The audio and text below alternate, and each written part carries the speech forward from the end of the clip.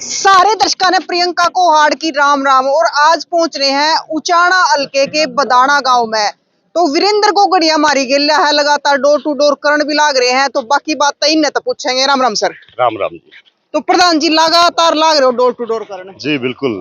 मतलब किस हक से योग मिल रहा है लोगों को? बहुत बढ़िया प्यार और आशीर्वाद जनता का मिलने लग रहा है और लोग इतना उत्साह मेरा बढ़ा रहे हैं। जिस भी गांव में जाता हूँ पूर्णतः आशीर्वाद एक ही बात कहते हैं, बेटे चिंता करने की जरूरत नहीं है, हम तुम्हारे साथ खड़े हैं, तने घबराने की जरूरत नहीं, तो अकेला नहीं, पूरा उचाना तेरे साथ। प्रधान जी देखो, जिस प्रकार लोग कह रहे हैं कि आपको चिंता करने की जरूरत नहीं है, तो एक काकड़ोद का लड़का अपने गुल्लक फोड़ के भी देख गया है। नहीं, वो मेरे गांव का था, काकड़ोद का नहीं था। अच्छा। मेरे गांव का था वो, 10-11 साल का मेरा पोता था, वो पोता ला गया था मेरा नाते में। अच्छा।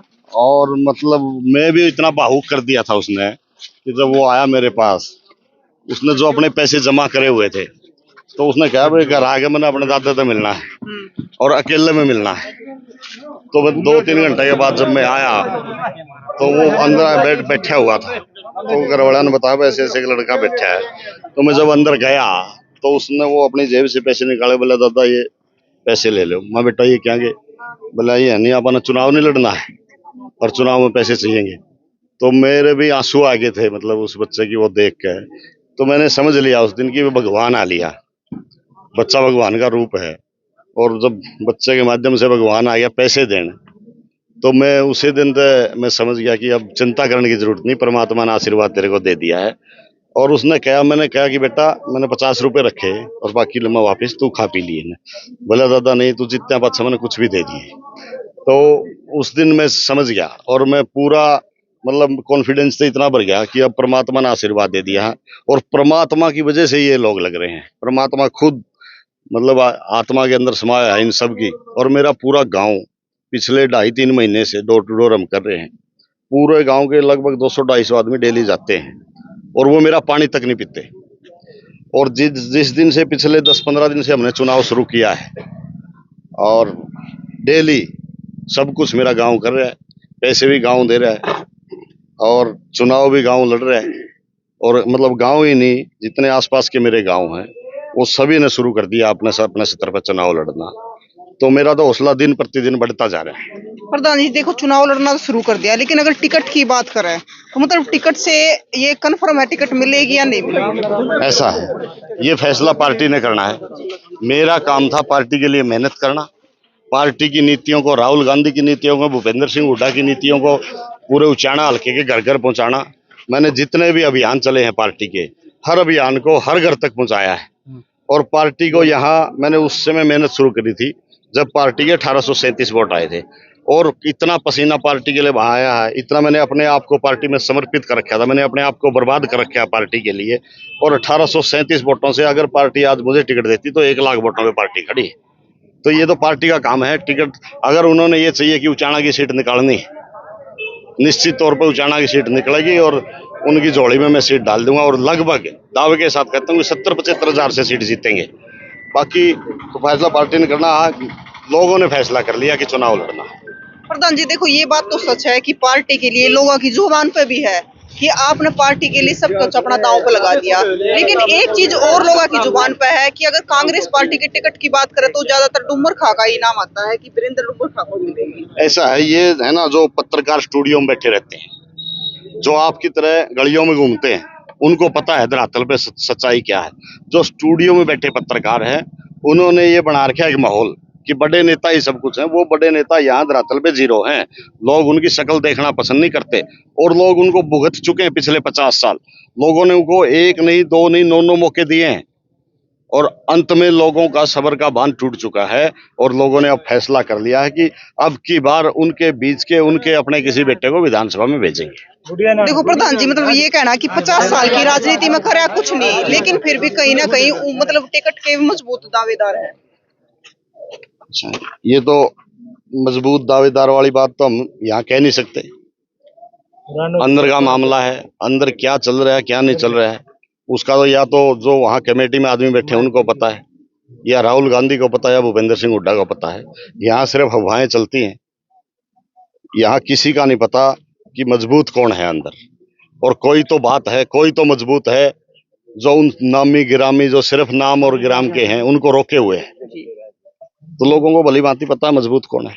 देखो प्रधान जी, अगर टिकट मिलती है तो वो तो कन्फर्म है कि आप कांग्रेस पार्टी से लड़ोगे। 1% आपको टिकट नहीं मिलती है तो फिर लोगों ने फैसला कर लिया कि चुनाव लड़ेंगे, चाहे कुछ भी हो जाए। चाहे कुछ भी हो जाए। अच्छा, अगर बात करें तो यहाँ से एक निर्दलीय भी है, काला चेयरमैन। चलो ये तो लोकतंत्र है, सबका हक है, कोई भी भाई अपनी किस्मत आजमा सकता है। मैं तो सिर्फ लोगों को ये कहता हूं कि मैं पिछले 22-23 साल से आपके बीच में हूं, आपके सुख दुख का साथी हूं, आपके हर सुख दुख में साथ खड़ा हुआ हूं। तो मैं तो जो मैंने समाज में भागीदारी की है, तो लोगों से यही विनती करता हूं कि आपकी हर समस्या से मैं वाकिफ हूं, आपके दर्द से वाकिफ हूं। जो आपका दर्द है वही मेरा दर्द है, और इसलिए मैं कहता हूं कि मुझे एक मौका जरूर दे के देखें। अगर मैं खरा नहीं उतरूं तो निश्चित तौर पर आप मुझे नकारने का काम करें। मतलब कितने गांव इकट्ठे हुए हैं आपके समर्थन? लगभग 13-14 गांव तो पंचायती तौर पर इकट्ठे कर लिए हमने, और अभी शुरुआत अभी चल ही रही है हमारा, और हर गांव से मैसेज भी आ रहे हैं।